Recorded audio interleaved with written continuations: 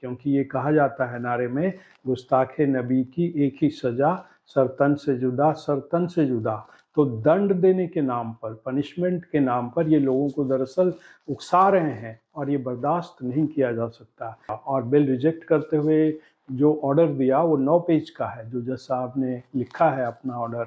और उसमें ये बात भी कही है जज साहब ने कि भाई फ्रीडम ऑफ एक्सप्रेशन जो आर्टिकल 19 के तहत लोगों को मिला हुआ है, उसका मतलब ये नहीं है कि आप कुछ भी कहें, उस पर रिस्ट्रिक्शन है।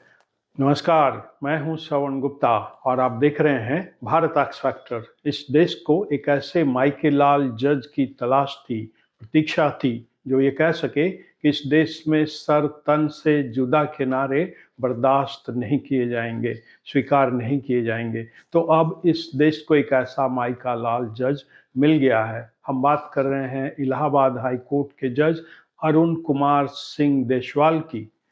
इलाहाबाद हाई कोर्ट के जज जस्टिस अरुण कुमार सिंह देशवाल ने कल यानी कि 18 दिसंबर को उस आरोपी का बिल रिजेक्ट कर दिया, जिस पर आरोप था कि उसने सितंबर में बरेली में जो हिंसा हुई थी उसमें जो है सर तन से जुदा के नारे लगाए थे। सर तन से जुदा नारे लगाने वाले आरोपी का नाम रेहान है। तो रेहान के बिल एप्लीकेशन को रिजेक्ट करते हुए जस्टिस देशवाल ने कहा कि ये जो नारा है, गुस्ताखे नबी की एक ही सजा, सरतन से जुदा, सरतन से जुदा, ये नारा जो है कानून की ताकत और भारत की एकता और अखंडता को सीधे चुनौती देता है। जज साहब ने ये भी कहा कि इस नारे लगाने का मतलब है कि इस देश को सशस्त्र विद्रोह के लिए उकसाना, आर्म्ड रिबेलियन का शब्द उन्होंने इस्तेमाल किया है। और ये जो बीएनएस की धारा है 152, उसके तहत जो है ये दंडनीय है। और बिल रिजेक्ट करते हुए जो ऑर्डर दिया वो 9 पेज का है, जो जज साहब ने लिखा है अपना ऑर्डर। और उसमें ये बात भी कही है जज साहब ने कि भाई फ्रीडम ऑफ एक्सप्रेशन जो आर्टिकल 19 के तहत लोगों को मिला हुआ है, उसका मतलब ये नहीं है कि आप कुछ भी कहें, उस पर रिस्ट्रिक्शन है।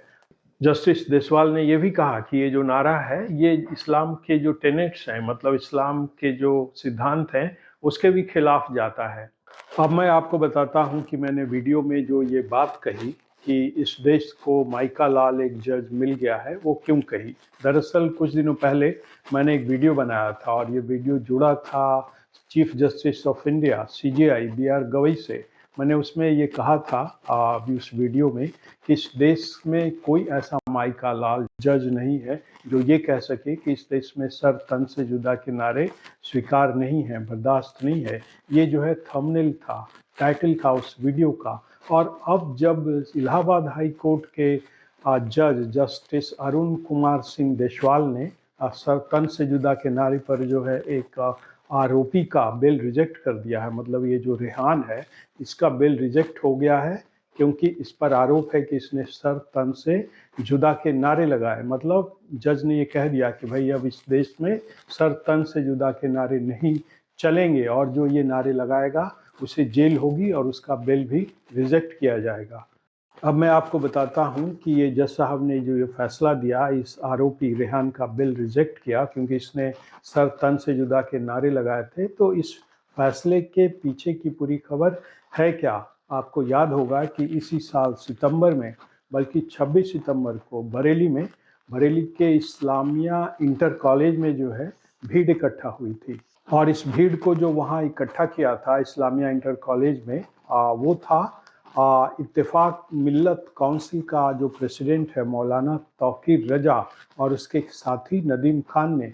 इन लोगों ने दरअसल लोगों को कहा था कि वो इस्लामिया इंटर कॉलेज में आएँ और वहाँ जो है प्रदर्शन करें। किसके खिलाफ? क्योंकि सरकार जो है मुसलमान युवकों को झूठे केसों में फंसाकर जो है उन पर अत्याचार कर रही है। ये जो है आधार था इन लोगों को वहाँ बुलाने का। बरेली के इस्लामिया इंटर कॉलेज में मौलाना तौकीर रजा और नदीम खान के द्वारा। और यही भीड़ जो है जब वहाँ इकट्ठा हो गई तो वो हिंसक हो गई।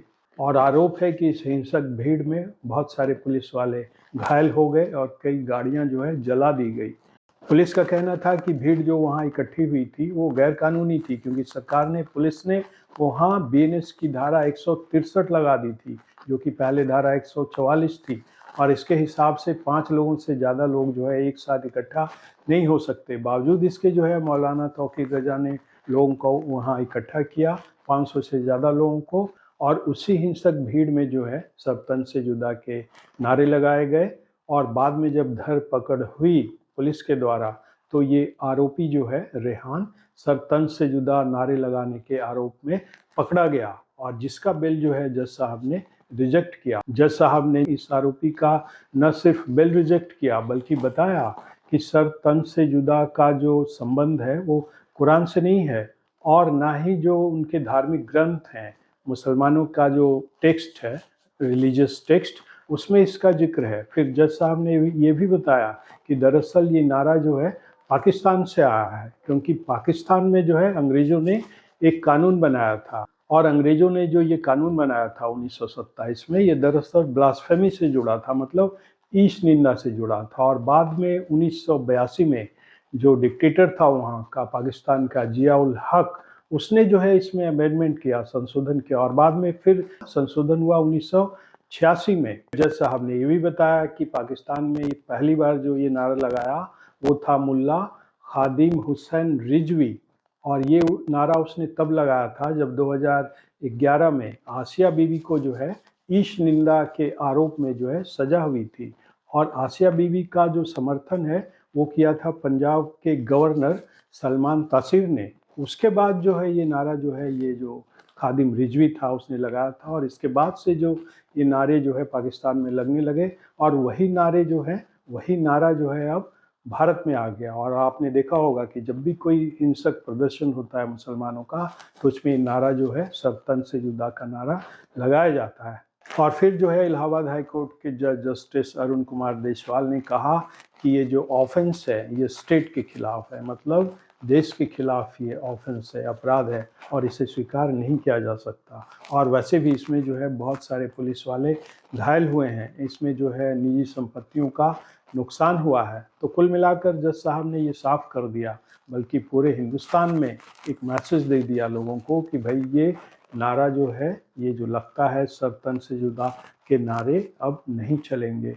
और जज साहब ने अपने फैसले में ये भी लिखा है कि जिस संविधान ने कानून को बनाया उसी कानून को ये लोग जो है चुनौती दे रहे हैं, क्योंकि इसमें सज़ा की बात करते हैं वो लोग, क्योंकि ये कहा जाता है नारे में गुस्ताखे नबी की एक ही सज़ा सरतन से जुदा, सरतन से जुदा।